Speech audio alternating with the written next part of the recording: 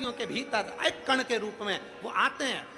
लोग कहते पितर आते हैं जरूर, मृत्यु लोक में आकर अपने अपने पूर्वज अपने अपने दरवाजे पर आकर खड़े होते हैं। जो गया है वो आस लेकर आता है। पितरों के आर्यमा स्वामी ने कहा कि ये 16 दिन सारे पितर पृथ्वी पर रहे, पितृलोक खाली हो गया।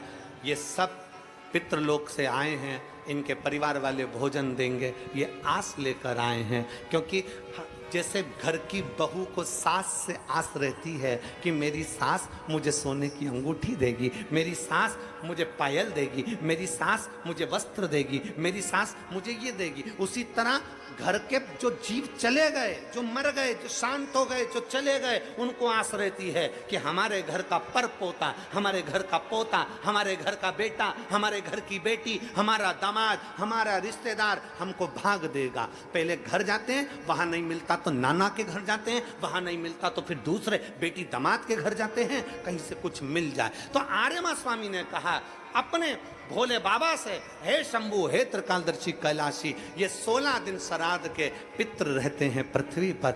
आखिरी में अमावस्या के दिन ये अपने घर को जाते हैं। बाबा, इनमें से कई पितर ऐसे हैं जिनको भोजन नहीं मिल पाता। जैसे उस बहन ने लिखा कि मैं नहीं थी। कई पितर ऐसे हैं जिनको भोजन नहीं मिल पाता। कोई एक साधन ऐसा बता दो शंकर भगवान, कोई एक साधन ऐसा बता दो भोलेनाथ कि अगर 16 दिन पितरों की कोई गलती भी हो गई हो, पितरों को भाग भी ना मिला हो, पितरों का अपमान भी हो गया हो, तो आखिरी दिन ऐसा कोई उपाय बता दिया जाए, आखिरी दिन ऐसा कुछ कर दिया जाए जिससे सारे पितर तृप्त होकर आशीर्वाद दें और उनके वंश को आगे बढ़ाने का, फलने फूलने का वर देकर पितर अपने घर को चले जाएं। भगवान देवादिदेव महादेव मुस्कुराकर माता पार्वती जी की ओर देखे और माँ जगत जननी भगवान शिव की ओर देखी और भगवान शंकर ने कह दिया, सुनो आर्यमा, जितने पितृ आप पितृलोक में वापिस लेकर जाओगे, अगर वो पितरों का नियम है 16 दिन श्राद्ध में खाते हैं, भोजन करते हैं, अपने अपने धूप में आप लोग घी शक्कर छोड़ते हो, कंडे के ऊपर, गोबरी के ऊपर, ये धूप में आप दे देते हो, गाय के रूप में, कुत्ता के रूप में, पक्षी के रूप में दे देते हो। तो भगवान शंकर ने कहा सारे पितर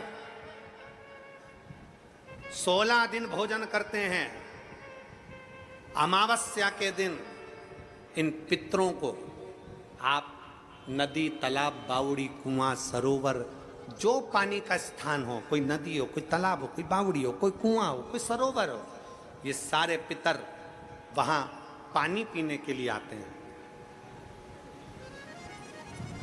जल पीने के लिए पितर पहुंचेंगे। अपने गांव में जो नदी है, तालाब है, बावड़ी है, कुआं है, हैंडपंप है, हाथसी है, जो है उसके पास में ये जल पीने के लिए पहुंचेंगे। तो सुनो आर्यमा स्वामी, अगर संसार में रहने वाला मनुष्य पितृपक्ष की अमावस्या को, पितृमोक्ष अमावस्या को, जो कि कल 2 अक्टूबर की है, पितृपक्ष की अमावस्या, पितृमोक्ष अमावस्या जो कि कल 2 अक्टूबर की है, अगर पितृपक्ष अमावस्या के दिन प्रदोष के समय पर, प्रदोष का समय जानते हो ना, सूर्यास्त के समय जब होता है प्रदोष का समय, अगर घर का व्यक्ति एक घी का दीप लेकर उस जलाशय, नदी, तालाब, बावड़ी, कुआं, हैंडपंप जो उसके पास में हो, जो जलाशय पास में हो, वहां पहुंचकर प्रदोष काल में दक्षिण की ओर दिया जो लगेगा उसमें बत्ती लंबी लगेगी, गोल बत्ती नहीं। कौन सी बत्ती? लंबी बत्ती। लंबी बत्ती जानते हो सब लोग? कपास की जो बाती होती है वो लंबी वाली, गोल बाती नहीं, फूल बाती नहीं, लंबी बाती। कपास की बाती को लंबा कर कर वो बाती घी के दिए में रखकर, बाती का मुख दक्षिण का कर कर अगर दीप प्रज्वलित किया जाता है तो वो घर के पितर कभी बद्दुआ नहीं देते, उन पितर आशीर्वाद देकर ही जाते हैं।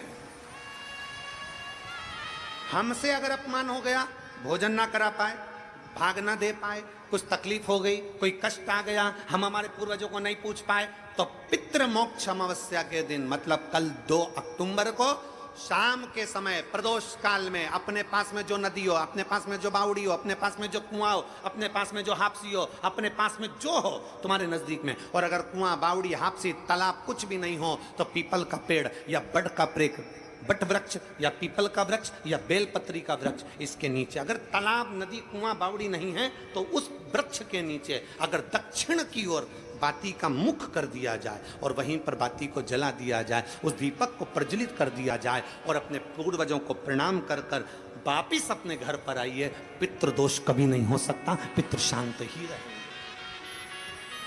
पितृ शांत ही रहे।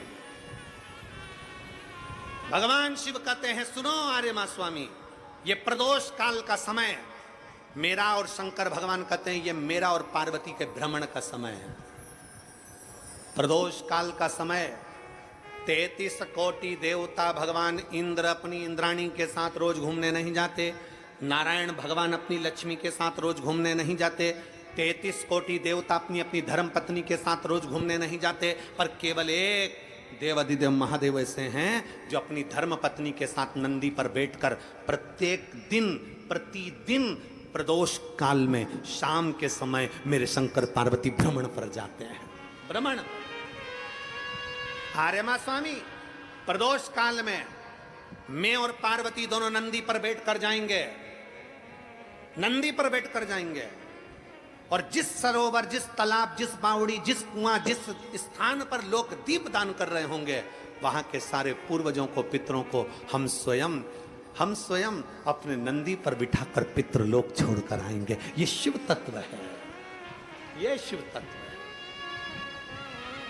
और खाली ना जाता कोई दर से तुम्हारे, खाली ना जाता कोई दर से तुम्हारे, मैं भी खड़ी हूँ नंदी बाएं पसारे, अपने हृदय से लगा लो,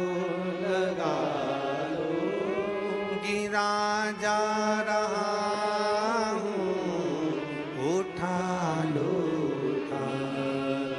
भोले अपने दर से अब तो ना टालो, गिरी जा रही हूँ उठा लो।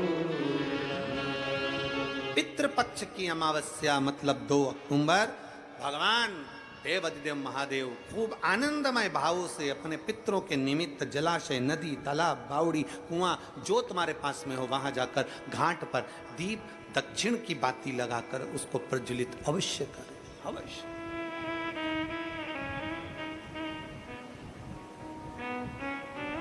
कोई मौका मिल जाए दान पुण्य करने का तो करो, सत्कर्म करने का मिल जाए सत्कर्म करो, भजन करने का मिल जाए भजन करो, स्मरण करने का मिल जाए स्मरण करो।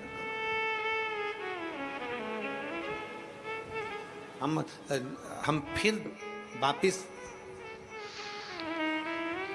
अंजुम ताई जी को और आमदार सुहासन्ना जी को बहुत बहुत साधुवाद देते हैं।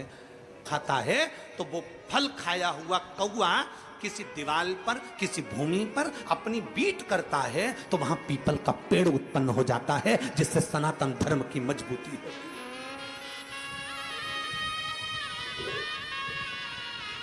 पीपल का वृक्ष उत्पन्न हो जाता है। पीपल का वृक्ष क्योंकि वो प्रकृति की रक्षा के लिए है, प्रकृति की रक्षा।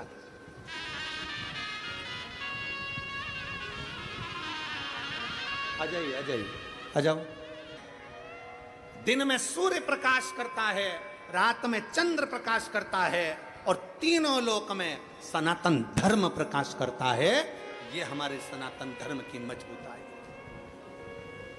उसका प्रकाश भूमंडल पर सदा आनंद देने वाला है। आनंद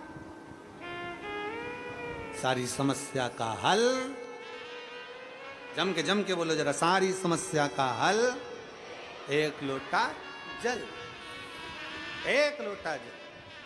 प्रतिदिन चढ़ाइए, प्रतिदिन शिवालय जाइए, प्रतिदिन शंकर के द्वार जाइए, प्रतिदिन शंकर का स्मरण करिए, फिर कथा कर रही है। चिंता और चिंतन में अंतर है, बहुत अंतर है। वही चिंता चिंतन की कथा चल रही है, वही समुद्र मंथन की कथा चल रही है, वही समुद्र मंथन की कथा। असुरों को गुस्सा आ गया, असुरों ने सोचा हम काहे को शंकर जी को जल चढ़ाए, हमें क्या करना शंकर जी को जल चढ़ाकर। अरे भाई, शिव महापुराण की कथा कहती है चाय और चरित्र जिस पर गिरते हैं, जिस पल गिरते हैं, दाग जाता ही नहीं है। चाय का भी दाग नहीं जाता, चरित्र का भी दाग नहीं जाता, इसलिए सावधान, बहुत सावधान। मेरे भारत की बेटियों से निवेदन है, संपूर्ण विश्व की बेटियों से निवेदन है, परसों से नवरात्रे चालू हो रहे हैं। सनातन धर्म की शुरुआत का ये एक अनूठा त्योहार है, नवरात्रि का त्योहार। मेरा संपूर्ण भारत की बेटियों से निवेदन है, संपूर्ण जगत की बेटियों से निवेदन है, इस व्यासपीठ के माध्यम से, इस नांदगांव की व्यासपीठ के माध्यम से संपूर्ण जगत की बेटियों से निवेदन है कि आपसे निवेदन है कि अगर गरबे में जा रही हो, गरबा खेलने के लिए जा रही हो, निवेदन है हमारे सनातन धर्म की मर्यादा के साथ जाना, वस्त्र ऐसा पहनकर जाना जो मर्यादित हो, वस्त्र ऐसा पहनकर जाना जो मर्यादित हो। हमारी मर्यादाओं को गिराने वाले वस्त्र पहनकर ना जाइएगा, मेरा बेटियों से निवेदन है।